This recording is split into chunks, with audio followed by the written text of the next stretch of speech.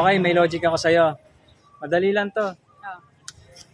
May isang babae nagnakaw ng 100 pesos Oh. sa isang tindahan. Tapos pagkalipas ng 10 minuto, bumalik siya.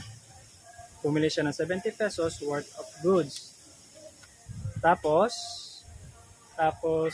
sinuklian siya ng may-ari ng tindahan ng 30 pesos. Ang tanong, magkano ang nawala sa may-ari? Ulitin ko ba? Ang haba-haba nun, paulit mo Hindi pa ba? sa akin. 200 pesos. 200 pesos, hindi. Kwentahin mo ha. Ulitin mo nga, ulitin mo na lang. Haba-haba. Ulitin ko pa, haba-haba nun. Ulitin mo. May isang babae, nagnakaw sa isang tindahan. Sa isang tindahan ng 100 pesos.